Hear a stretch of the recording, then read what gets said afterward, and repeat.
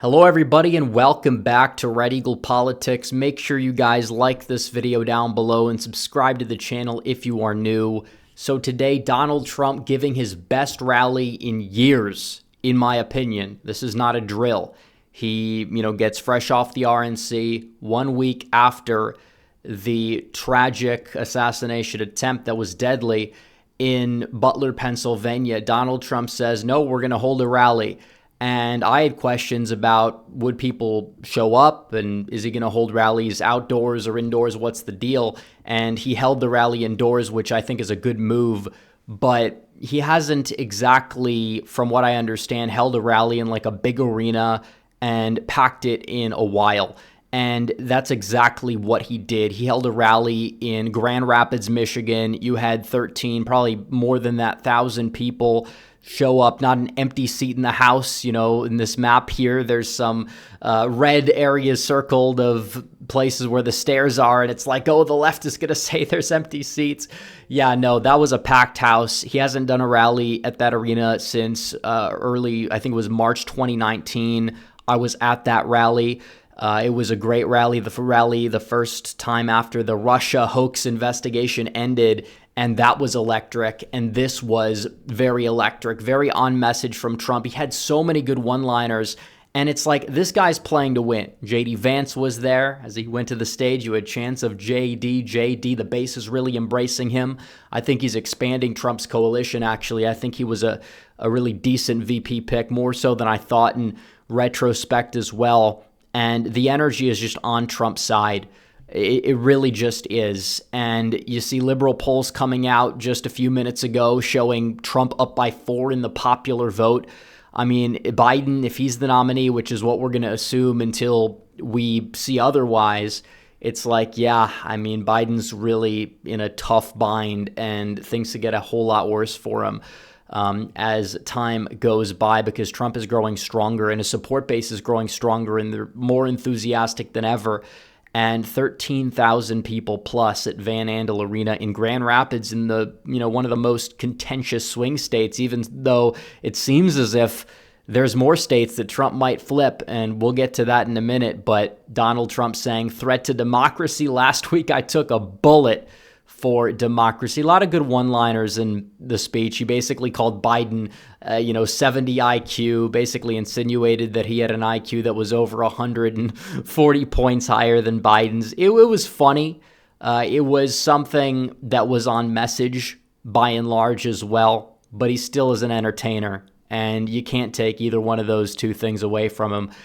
And you talk about the forecast and what it shows currently on The Economist. It's showing Trump with a 5 in 6 shot at victory after the convention.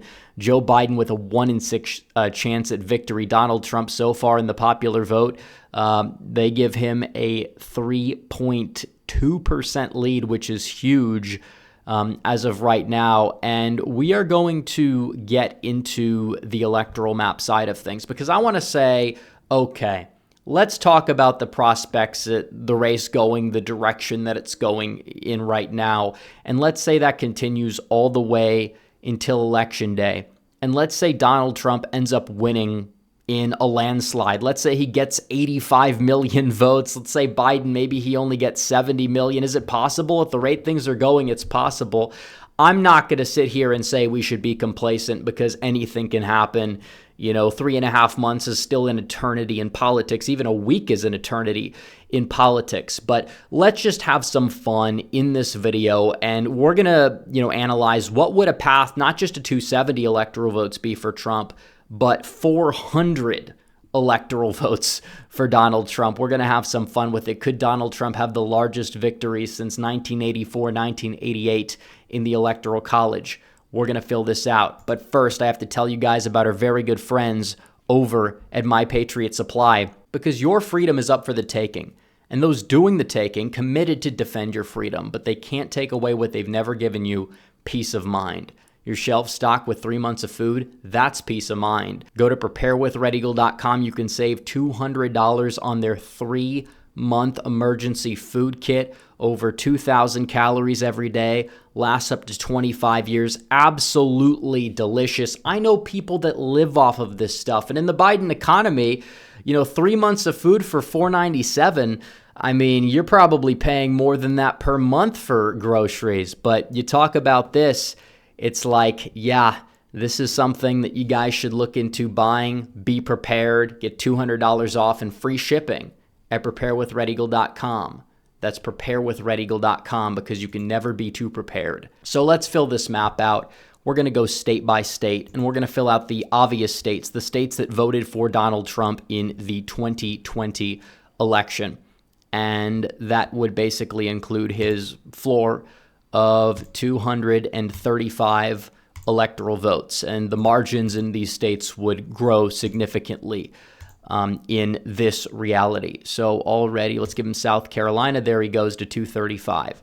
So let's also give him the states that he's most likely to add to his column, the swing states, part of that original, 7. Besides North Carolina, you have Wisconsin, Michigan, Pennsylvania. He's up in all 3 of those states in nearly every poll by a decent margin. You have Georgia and Arizona and Nevada, both of which are running away from Joe Biden, according to polling. Biden just trying to focus in on Wisconsin, Michigan, Pennsylvania, get the coasts, you name it. But that's 312 electoral votes. What's up next? Well, you could look into the forecast here, if we can possibly pull out the map, and here we go. You talk about a state like Minnesota, where Biden already 51 in 100. Virginia, just only 62%. New Hampshire, 53%. Maine, 61%. These are states that are likely going to be very close. Trump has a lead in Virginia, and it's possible we flip that in tomorrow's updated post-RNC prediction. But also Minnesota, Nebraska's 2nd district, New Hampshire, and Maine at large. Those tend to be like those next dominoes to fall. So already he's at 342 electoral votes. Now, where do you exactly go from here? Again, I'm not saying this is going to happen. I know some people will probably take it out of context and be like, he thinks Trump's going to win, New Jersey. And while the polls, you have multiple polls with Trump up there, I still think that it's not a top priority, and there's a lot of undecideds in those polls. They tend to be Republican pollsters, even though we don't see any Democrat pollsters trying to counter those pollsters. But you look at New Mexico, it possibly could be swingy. There's polls that have it closer, and Biden's imploding in real time. He's doing worse among Hispanics, but even suburban whites. Trump was seen as a candidate that was like chaotic for those kinds of voters.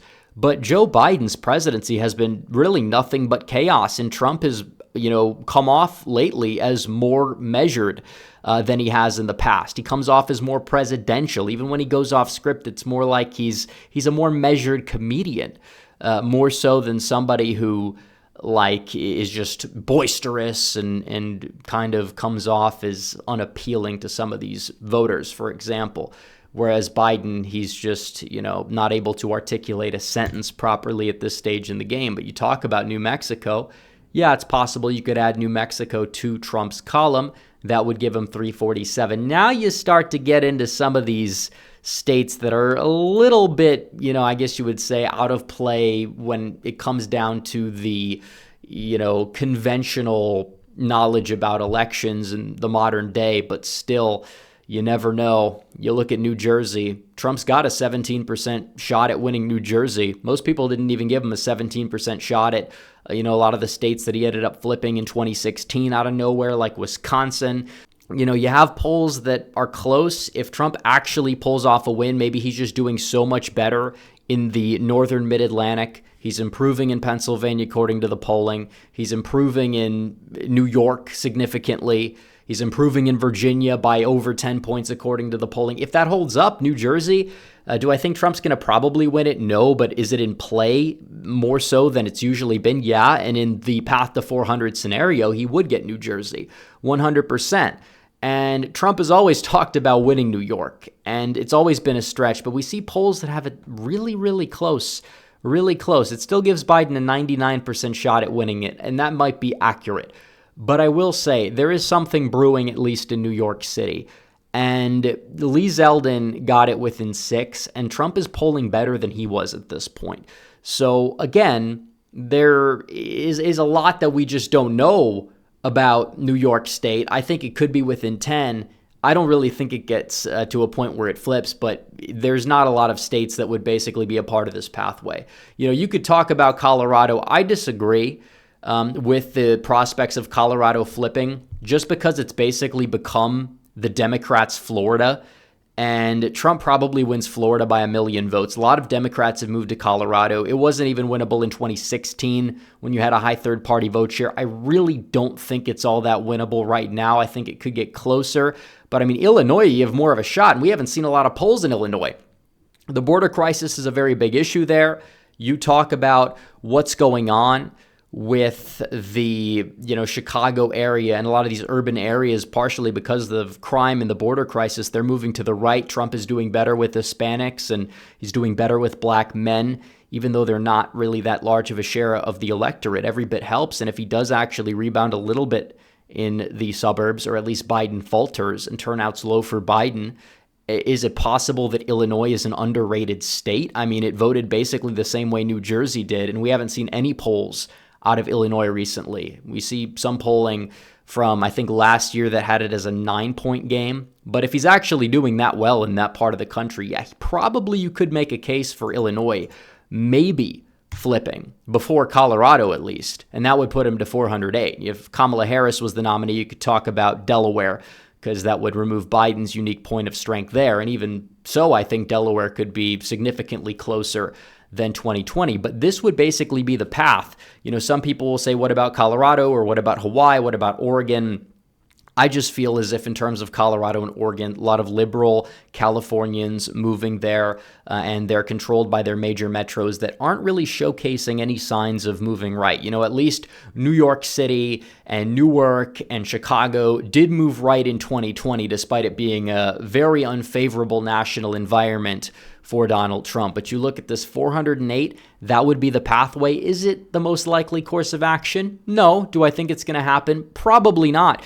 But the way things are going, Trump is just going out there, strengthening his support. He's on fire right now. Democrats don't even know who their nominee is going to be. It's probably still going to be Biden, in my opinion.